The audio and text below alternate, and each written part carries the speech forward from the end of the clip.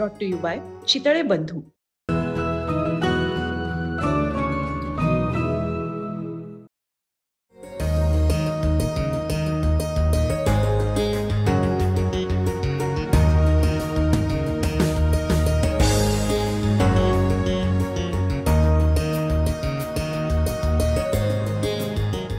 नमस्कार, मुंबई तकमध्ये तुमच्या सगळ्यांचं स्वागत आहे. आज आपण आलेलो आहोत गिरगावच्या राजाची भेट घेण्यासाठी, त्याचं दर्शन घेण्यासाठी.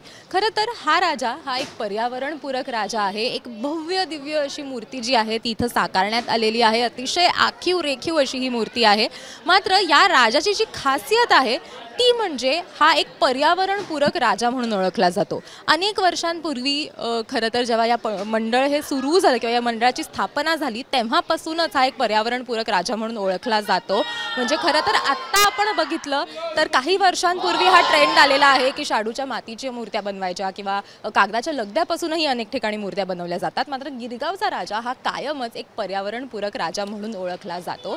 यावेळेसची जी मूर्ती आहे त्याची खासियत अशी आहे की ही मूर्ती अर्थातच शाडूच्या मातीपासून तर बनलेली आहेच, मात्र ती 3,500 किलोची साधारण मूर्ती आहे. आणि त्याचबरोबर राजाचा जो फेटा आहे तो फेटा कायमच खरं चर्चेत असतो. कायमच सगळ्यांना उत्सुकता असते त्या फेट्याबद्दलची. आणि तो फेटा यावेळेस आपण बघितलं तर 5 फुटाचा आहे आणि एकूण मूर्ती जी आहे ती साधारण 24 फुटाची मूर्ती आहे. त्याच्यामुळे अर्थातच इथं आल्यानंतर अगदी म्हणजे भावूक व्हायला होतं. इतकी सुंदर ही यावेळेसची मूर्ती आहे. आणि यावर्षी एक खास उपक्रमही त्यांनी केलेला आहे. तो उपक्रम काय आहे हेही आपण जाणून घेणार आहोत. मात्र यावर्षीचा जो देखावा आहे किंवा यावर्षीचा जो पंडाल आहे तो राजमहल साकारण्यात आलेला आहे. त्याच्यामुळे इथं आल्यानंतर अतिशय सुंदर आणि प्रसन्न असं एक वातावरण जे आहे ते तयार झालेलं आहे किंवा एक निर्माण झालेलं आहे. आणि त्यासाठीच खरं तर म्हणजे मुंबईतले लोक असो, मुंबईकर असो किंवा इतर लोक असोत, मुंबईच्या बाहेरचे लोक असोत, हे दरवर्षीच खरं तर गणपती म्हटलं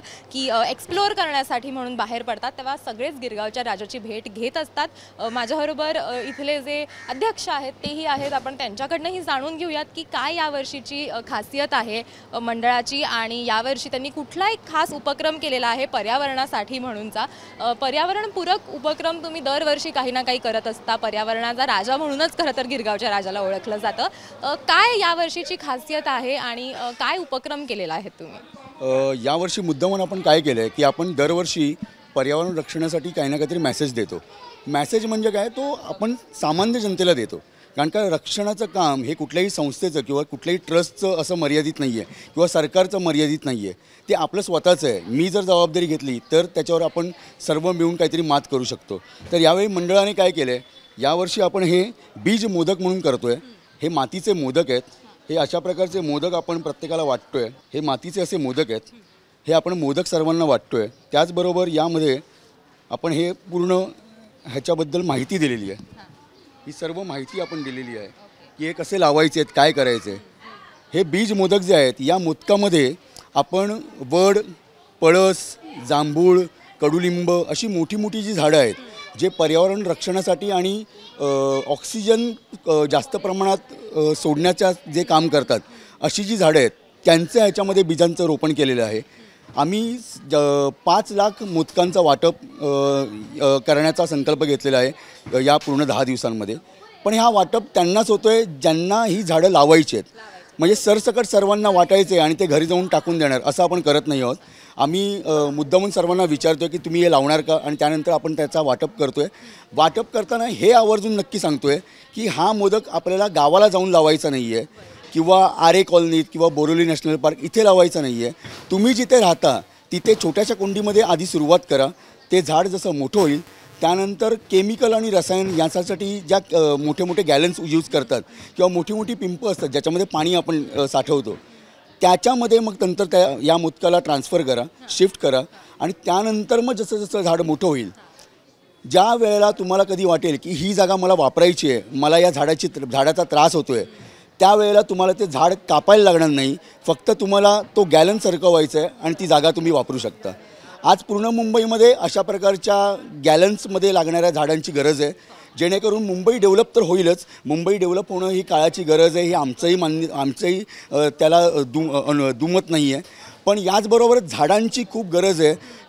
येत्या काळामध्ये आता तुम्ही जर बघत असाल की पावसाचं प्रमाण कमी होते, आमच्या मुलांनी किंवा आमच्या मुलांच्या मुलांनी पाऊस होता रे असं सांगू नये, ही एवढीच इच्छा आहे. म्हणून मुंबईमध्ये ही झाडं लावणं खूप गरजेचं आहे. त्याच्यामुळे असा एक पर्यावरणपूरक आणि सुंदर असा उपक्रम जो आहे तो त्यांच्याकडनं राबवण्यात येतोय यावर्षी. मात्र जे मुंबईचे नाही आहेत किंवा जे दरवर्षी फक्त बाप्पाच्या दर्शनासाठी म्हणून येतात असेही अनेक लोक आहेत जे इथं येत असतात आणि त्यांच्यासाठी म्हणूनच खरं तर हा त्यांच्यासाठीही एक स्पेशल उपक्रम असणार आहे. कारण मुंबईकडे आपण एक प्रचंड मोठं शहर आहे मुंबई आणि या प्रचंड मोठ्या शहरामध्ये कुठेतरी पर्यावरणाचं नुकसान होऊ नये, मोठमोठे प्रोजेक्ट्स आपण करताना पर्यावरणाचं नुकसान होऊ नये याचा विचार करूनच खरं तर हा जो उपक्रम आहे तो राबवण्यात येतोय यावर्षी गिरगावच्या राजा इथे. त्याच्यामुळे तुम्हीही इथे दर्शनासाठी येऊ शकता. आणि हो, हे मात्र नक्की लक्षात ठेवा की संध्याकाळी तुम्ही जर इथे आलात तर तुम्हाला प्रचंड गर्दी बघायला मिळणार आहे. त्याच्यामुळे जर तुम्ही वर्किंग डेजमध्ये आलात म्हणजे सोमवार ते शुक्रवारच्या दरम्यान जर आलात तर कदाचित थोडी कमी गर्दी तुम्हाला बघायला मिळेल. मात्र या राजाचं दर्शन घ्यायला विसरू नका. कॅमेरामॅन राजू इनामदारसह देवयानी अदलाबादकर, मुंबई तक.